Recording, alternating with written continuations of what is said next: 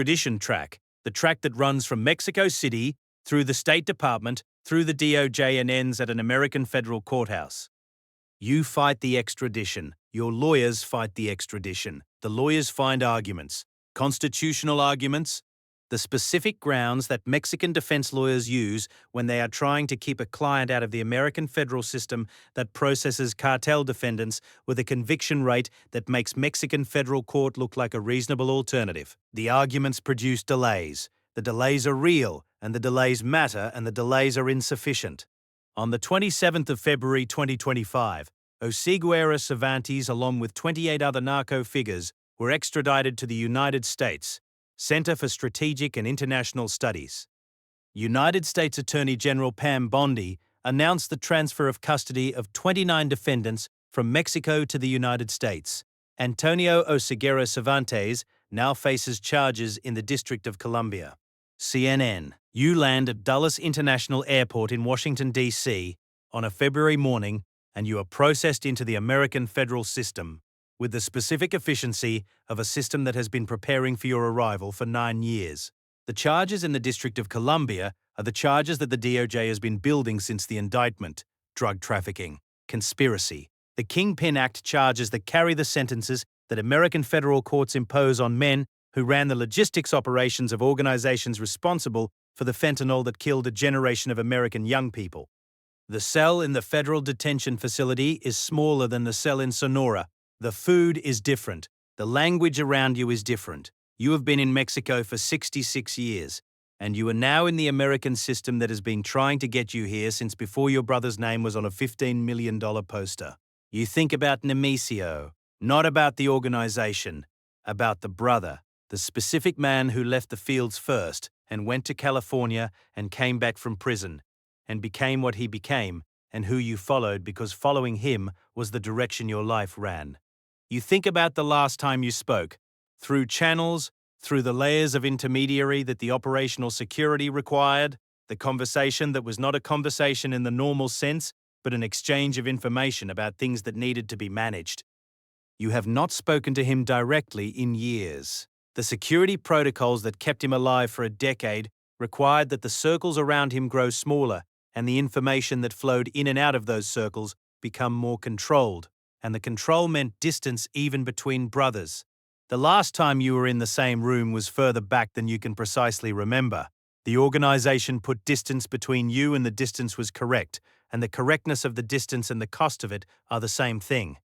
News Nation reported that the extradition had high-ranking Jalisco New Generation members worried as he could have information about the whereabouts of his brother and CJNG leader Nemesio Osiguera Cervantes. Center for Strategic and International Studies. The American prosecutors know this is why you matter. Not just for what you did, the weapons, the money, the logistics. For what you know, you are the brother. You grew up in the same fields. You have the specific knowledge of a man who was inside the structure from before the structure was the CJNG, and who knows things that are not in any file the DEA has built because they happened in conversations that no wire captured, and in relationships that no financial record. Documents. You know what cooperation would mean. You have watched your nephew El Menchito go through the American federal system. Osiguera Gonzalez was sentenced to life imprisonment plus 30 years and ordered to forfeit over $6 billion in drug trafficking proceeds. Vision of humanity. You watched your nephew's lawyers try every argument, and the arguments produced delays, and the trial produced conviction, and the conviction produced life plus 30. The American federal system does not produce different outcomes for the Osiguera family. It produces the outcome that the evidence supports, and the evidence is what it is. You are not cooperating. This is a decision you have made before you were extradited, and that you hold with the specific clarity of a man who understands what cooperation means to the people on both sides of it. The American prosecutors want what you know. The organization knows what cooperation produces. You are in the middle of that calculation, and the calculation has a specific gravity, and the gravity is not pulling you toward the prosecutors. But you are in the American system now, and the American system is a closed room in which the gravity of every calculation eventually concentrates. The news reaches you on a Sunday morning in March, not from a lawyer, from the facility's television in the common area, which is tuned to a Spanish-language news channel that carries the breaking news the way breaking news is carried, with the specific breathlessness of an announcement that has been prepared and released, and that the anchors are reading with the gravity appropriate to a story of this magnitude. El Mencho has been killed. On February 22nd, Mexican Special Forces with support from the United States conducted a raid. The drug kingpin was wounded in a shootout and reportedly died en route to medical treatment. Mexico News Daily.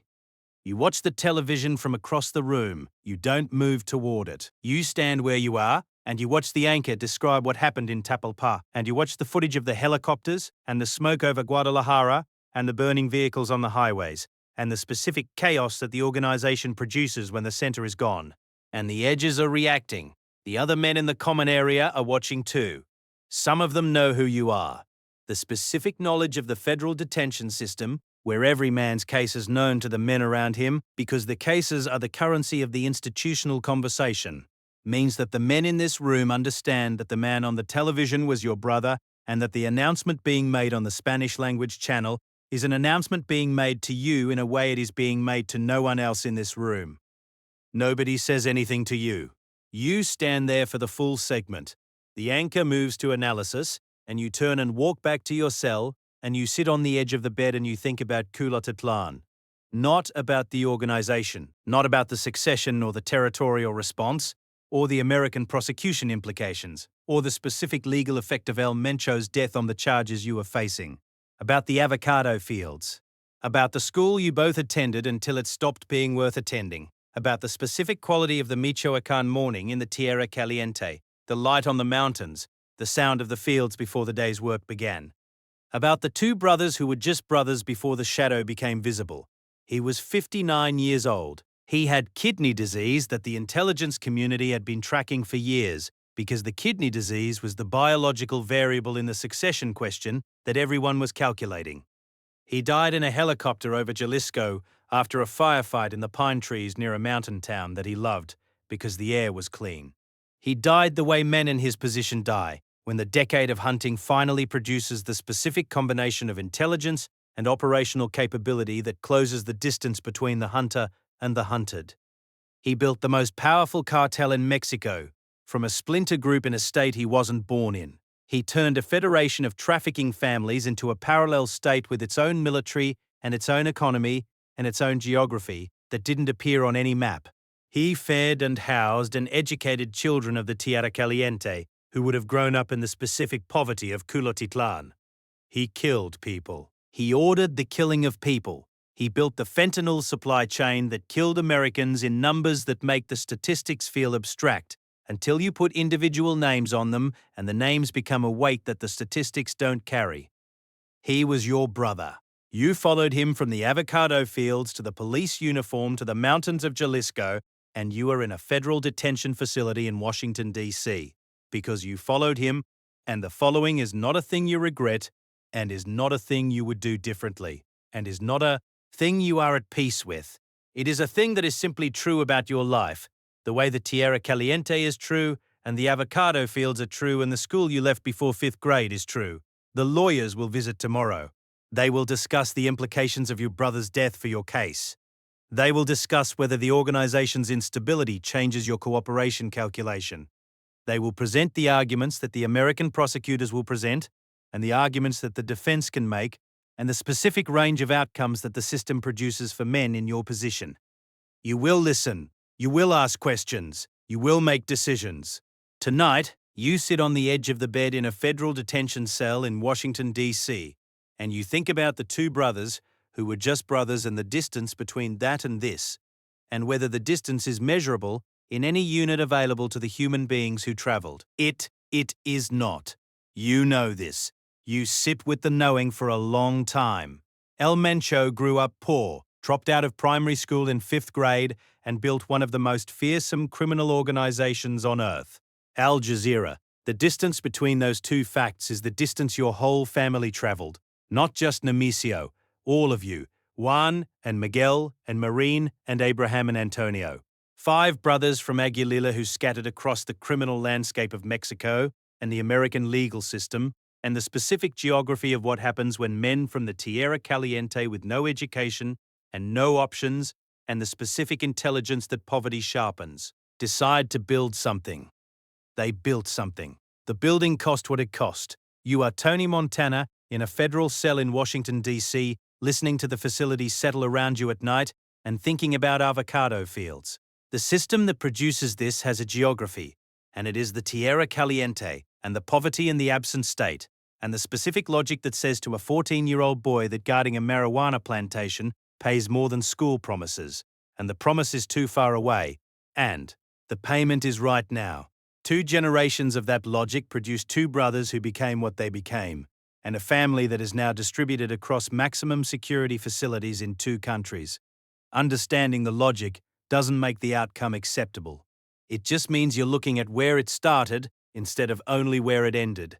Drop your biggest takeaway in the comments. Next week, we're going deep on what happens to the Oseguera family's legal cases now that El Mencho is dead, and what the succession war means for every indictment still running in Washington, D.C. Subscribe. You don't want to miss it.